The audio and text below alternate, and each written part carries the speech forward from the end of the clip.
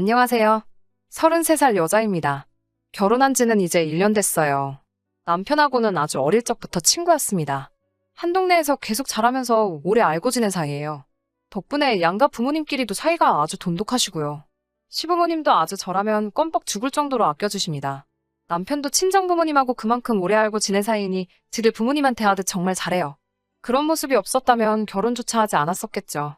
남편과는 그냥 오래 알고 지낸 친구처럼 살아왔고 사실 이 남자랑 결혼하게 될 거라고는 꿈도 꿔본 적이 없어요. 워낙 가까운 사이였기도 했고 남편이 철들 무렵부터 어떻게 살아왔는지 가까이서 지켜보기도 했으니까요. 친구이던 시절에는 애인이 생기면 서로한테 소개해주기도 했었고 어떤 상대를 만나왔는지도 다 알고 있으니 서로에 대해서 너무 잘 알고 있는 상황이었습니다. 사귀던 사람을 소개받는 자리에서 제가 남편이 철없는 행동을 하고 있으면 이러지 말라 그러지 말라 잔소리도 했고 그 모습에 주변에서 제가 친누나냐는 질문도 몇 번이나 받기도 했어요. 저랑은 성격이 정반대예요. 남편은 주변의 인맥도 두텁고 사람들 만나는 것도 좋아해서 온갖 사람들 생일 챙기고 기념일 챙기고 하는 사람이었어요. 저는 약간 인간관계를 피곤해하는 스타일이기도 하고 조용한 성격이고요. 어릴 적에 남편이 농담처럼 제가 30살까지 결혼 못하고 있으면 지가 해준다는 식으로 몇 번 이야기했었는데 31살 되던 해에 그 약속을 기억했는지 저한테 정식으로 만나볼 생각이 없냐고 어디 길에서 들꽃을 꺾어 와서는 프로포즈를 하더군요. 그 말을 기억하고 있다는 게 로맨틱하기도 했고 오래 알고 지내 편한 모습이 좋았는지 그런 남편을 받아줬고요. 시부모님은 우리가 결혼하기로 했다는 소식을 듣고 쌍수를 반기며 환영해 주셨어요. 저라면 못난 아들 맡길 수 있다고 제발 사람 좀 만들어달라고 부탁하시더라고요. 남편은 결혼할 때 집은커녕 빚까지 있는 몸으로 왔습니다. 시가가 못 사는 편도 아니고 빚은 결혼할 때 다 정리해줘서 문제될 게 없었어요. 양가가 서로 막역한 사이다 보니 신혼집이나 혼수 같은 것들도 별다른 문제 없이 넘어갔습니다. 예단 같은 것도 생략했고 기타 결혼 비용부터 신혼집이나 혼수도 정확히 반반씩 계산해서 했으니 그 과정에서 문제가 생길 일은 없었어요. 어느 날 시부모님이 저에게 그동안 직장생활 하면서 모아둔 돈이 얼마나 되냐고 물어보시더라고요. 제가 모아둔 게 8천만 원 정도 되었는데 어느 날 시어머니가 1억이 든 통장을 저에게 건네주셨어요. 형편이 한쪽으로 기운 결혼은 아니었지만 저는 저금이 있는데 남편은 빚이 있는 상황이었으니 이렇게 해야 맞는 거라며 오히려 시가에서 자잘한 부분까지 챙겨주시는 게 너무 감사했습니다. 결혼을 하게 되면 그래도 한 집안의 가장이 되기 때문에 정신을 차릴 거라고 막연히 그런 생각을 가졌던 건 저의 불찰인 것 같았습니다. 옆에서 계속 지켜봐온 바 한 직장을 진득하니 오래 다니는 성격이 아니었어요. 1년 정도 일하다가 때려치우고 그 돈으로 한참 뭘 새로 배운다는 핑계로 먹고 놀다가 돈 떨어질 때쯤 다시 직장을 구하고 그런 식의 반복이었습니다. 결혼을 하면 달라질까 생각을 했는데 그 성격은 어디 가질 않더라고요. 결혼하고 나서 몇 달 되지 않아서 남편이 회사를 그만두고 집으로 돌아왔습니다. 당연히 저랑 상의 한마디 없이 결정한 사직이었어요. 누구한테 인터넷으로 돈 버는 사업을 배워왔다고 1년만 있으면 아주 호강을 시켜준다며 호언장담을 하더라고요. 시부모님이 결혼자금으로 주신 돈도 그대로 있고 한동안 남편이 벌이가 없더라도 그나마 다니던 직장에서 월급을 많이 받던 편도 아니었던지라 가게에 큰 타격은 없었습니다. 제가 잘 버는 편이기도 했기 때문에 그래도 스스로 뭔가를 해보겠다는 게 대견해 보여서 허락해줬어요. 그래도 당장 사업을 한다는데 돈 한 푼 없이 시작하게 하는 건 아닌 것 같아. 시부모님이 주신 돈에서 1,000만 원을 인출해서 사업자금에 보태라고 남편 계좌로 이체해줬어요. 단 공동으로 관리하던 통장은 제가 관리하기로 했고 남편은 수입이 생길 때까지 제가 한 달에 30만 원씩을 이체해주는 식으로 용돈을 받아 생활하기로 했습니다. 처음 2달은 열심히 하더라고요. 수입은 여전히 빵원에 가까웠지만 그래도 집에 오면 아직도 뭘 해야 한다고 딴짓도 안 하고 열심히 하고 있는 것처럼 보였고 용돈 쓰라고 줬던 돈이며 사업자금으로 준 돈도 단 한 푼도 쓰지 않고 그대로였습니다. 제 눈치를 본다고 집안 청소며 빨래며 이것저것 다 해놓았길래 그 모습도 장하다고 생각했습니다. 매번 사고뭉치에 애어른 같았던 남편이 모처럼 진중한 모습을 보여주니 그래도 뱉은 말은 지키는 사람이구나 하는 생각이 들었어요. 그런데 얼마 전에 아파트 단지에 남편이 총각인 시절에 저한테도 몇 번 소개시켜줬던 적이 있는 여자가 이사를 왔어요. 퇴근하고 집에 갔는데 현관문 앞에 여자 신발이 있길래 이 자식이 뭐 하는 건가 했는데 저한테도 민정이 알지? 하면서 우연도 이런 우연이 없다고 같은 동으로 이사와서 층마다 떡 돌리고 있는 와중에 만났다고 하더라고요. 저도 몇 번 만나본 사이라서 서로 아는 사이이기도 하고 사실은 남편이 저랑 결혼하기 전에 이 민정이라는 여자에게 관심이 있기는 했는데 민정이라는 여자는 당시 남편이 무능력하다고 단 한 번도 관심 가져준 적이 없었거든요. 당시에 둘이 연애를 시작하기는커녕 남편이 그렇게 쫓아다니기만 하다가 결국 흐지부지 된 걸로 알고 있어요. 그 뒤로 저도 만난 적은 없기는 하지만 민정 씨가 이사 온 이유가 결혼을 해서 왔다는 걸 알게 되었어도 별로 남편이 딴 생각을 하겠다거나 하는 생각도 안 했어요. 시가랑 친정이 근처이기도 하고 제정신이면 대낮부터 동네에서 딴짓하지는 않겠다고 생각했고 남편이 나쁜 마음을 먹었으면 제가 퇴근할 시간 맞춰서 이 여자를 집에 보냈겠지 하는 생각도 들었습니다. 그 뒤로 주말에 남편하고 장 보러 나가서 민정씨네 부부를 만나기도 했는데 남편하고 꼭 달라붙어 있는 모습도 너무 사이가 좋아 보였기 때문에 그런 의심을 한 적은 한 번도 없었어요. 무엇보다 민정씨 남편은 대기업에 다니고 있어서 제 남편과는 비교할 수가 없었거든요.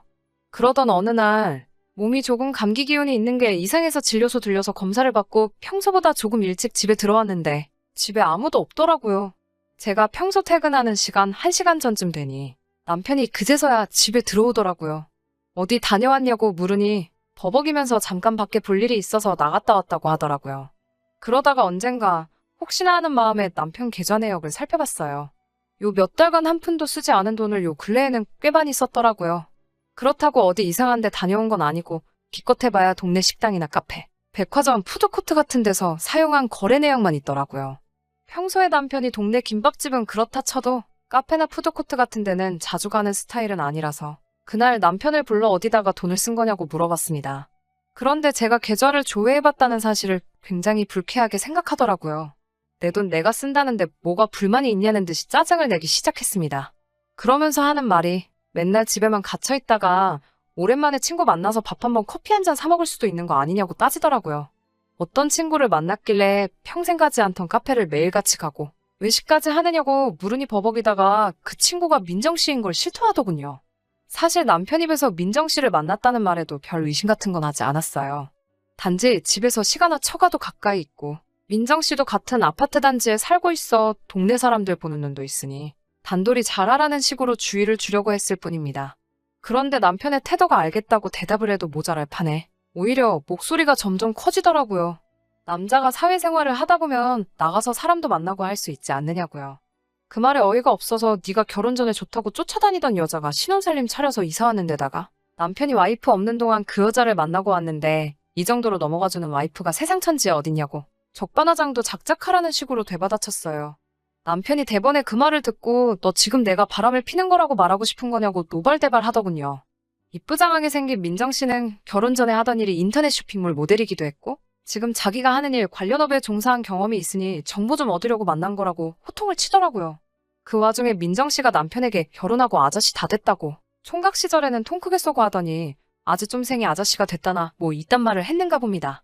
오히려 저한테 요즘 용돈 30만 원 가지고 군소리 없이 사는 남편이 요즘 세상에 어딨냐고 민정이네 남편도 한 달 용돈을 200만 원을 쓴다더라 하면서 저한테 대려 고마운 줄 알라고 성화였습니다. 자기도 지슴씀이 큰 거 알아서 경제권을 양보했고 자기는 집에서 전업을 하고 있으니 돈 쓸 일도 없고 해서 어림도 없는 용돈 가지고도 저한테 불만 한 번 말한 적이 없었는데 사업차 커피 몇 잔 마신 걸 가지고 그렇게 무안을 주느냐면서요. 듣다 보니까 어이가 없어서 적반하장으로 씨부리고 있는 신랑 주둥이를 더 이상 한마디도 못하게 움켜쥐고 엄동설 안에 내쫓기기 싫으면 그만 좀 떠들라고 한마디 했죠. 지금 네 입으로 들어가는 거며 밖에 나가서 웬 어디서 굴러먹다 온지도 모르는 여자랑 들이킨 커피며 지금 입고 있는 옷, 핸드폰비에 보험비, 아파트 대출금까지 지금 누가 벌어서 내고 있는 거냐고 한마디 했죠. 너가 집에서 사업하기로 했다고 해서 믿고 기다려주고 있는 거지. 네가 지금 민정씨 남편 반만큼만이라도 벌어와 보라고 나라고 네 용돈 더 주고 싶지 않겠냐고 한마디 했습니다. 그 말에 할 말이 없었는지 입이 대빨 튀어나와가지고는 방문 쾅 닫고 들어가 버렸어요. 한참 있다가 나와서는 자기가 집안일을 하고 있는 걸 하나하나 적어놓은 종이를 저한테 들이밀더군요. 자기는 전업주부를 겸하고 있는 사업가고 적어놓은 종이는 자기가 집안일하는 걸 자기 가사노동력을 최저시급으로 환산한 거라고 말하더니 한 달에 150만 원은 자기 월급으로 받아야겠다 하는 거 아니겠어요? 어디 가사도우미 숙식으로 들어가도 다 해주는 거 아니냐면서 자기도 이제 집안일을 하는 만큼 월급을 받아야겠으니 막무가내로 돈을 내놓으라는 식으로 나오더군요.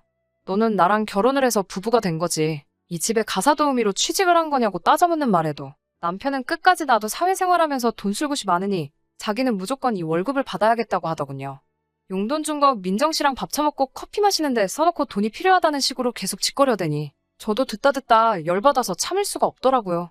그 돈 어디다 쓰려고 하는지 뻔히 보이는 마당에 참을 수가 없어서 남편 귀를 잡아서 밖으로 질질 끌고 민정씨네 집 앞으로 쳐들어갔어요. 문을 부서져라 두드리니 민정씨랑 퇴근한 민정씨 남편이 놀라서 토끼 눈을 뜨고 무슨 일인가 밖으로 나오더군요. 민정씨 앞에서 대놓고 무안을 줬어요. 저는 이런 남편 필요 없으니 이 집에서 월급 주고 가사 도우미로 쓰라고. 보아하니 민정 씨랑 커피 마시고 점심 먹고 싶어서 돈이 필요한가 본데 이 집에서 데려다가 쓰면 같이 점심도 먹고 좋지 않겠냐고 했습니다.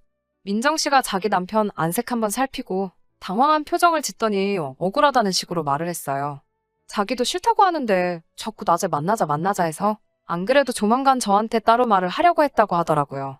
민정 씨가 뭔가 구린 걸 걸려서 하는 말이 아니라 진심이라는 게 느껴졌어요.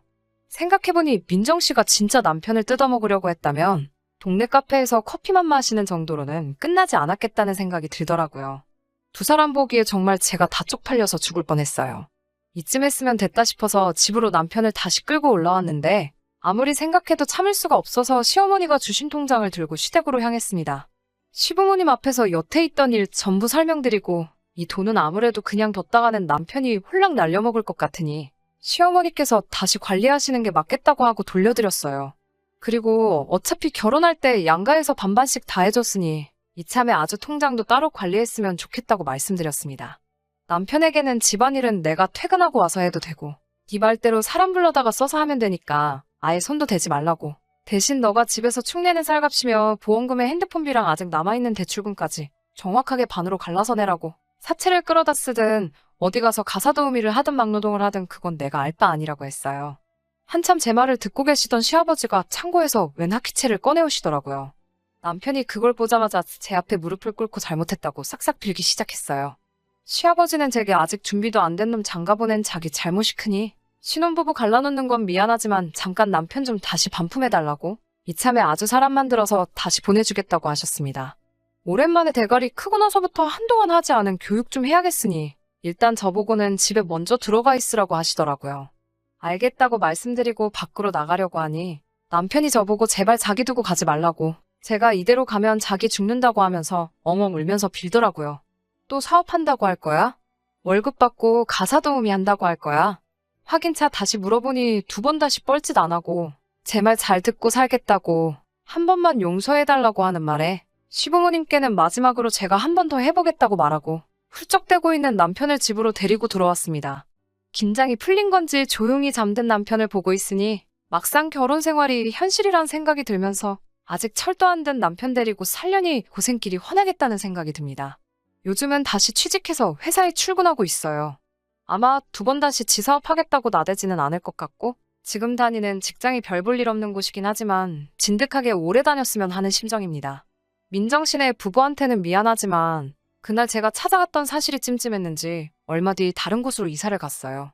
제가 써놓고도 조금 한심하기는 하지만 그래도 귀여운 구석도 많고 심성도 좋은 남편이에요.